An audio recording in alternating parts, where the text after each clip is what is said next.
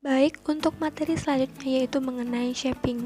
Kali ini akan membahas 4 bahasan. Yang pertama, teori shaping, kedua langkah-langkah shaping, ketiga kekurangan, dan keempat kelebihan dari shaping itu sendiri. Pengertian shaping.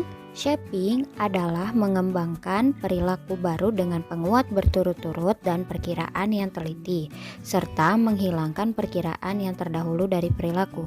Shaping juga merupakan salah satu prosedur untuk membentuk perilaku yang belum dimunculkan oleh individu.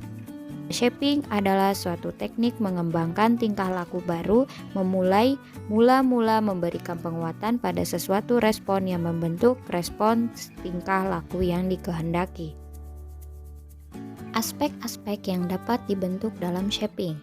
Ada 3 aspek yang dapat dibentuk dalam shaping, di antaranya 1.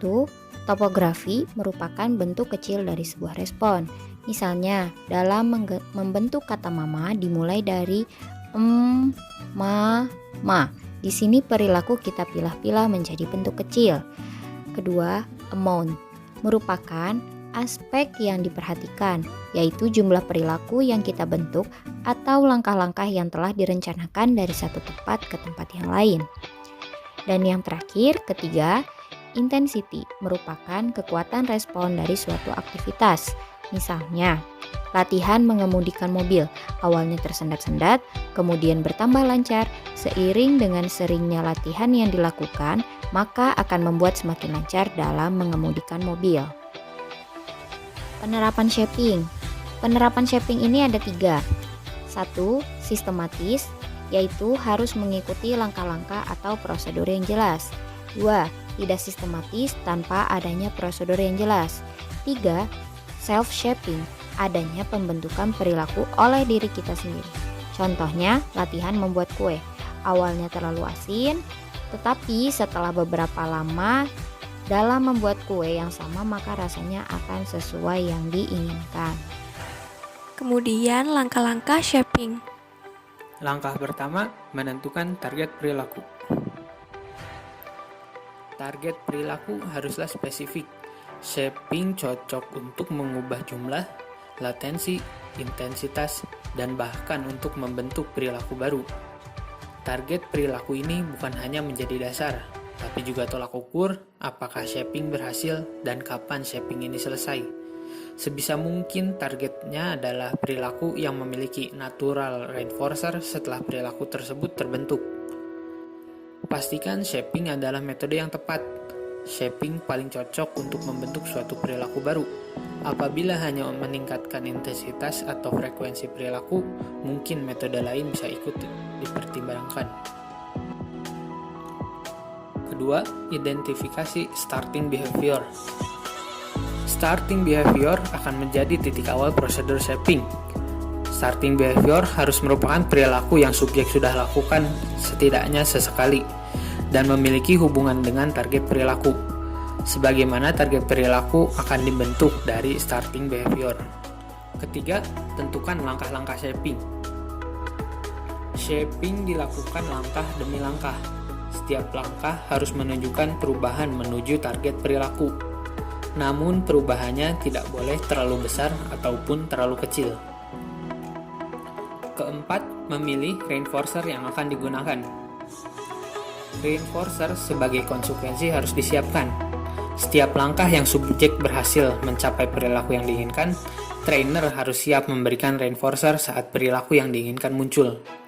Namun, reinforcer sendiri tidak boleh terlalu mudah untuk memuaskan subjek.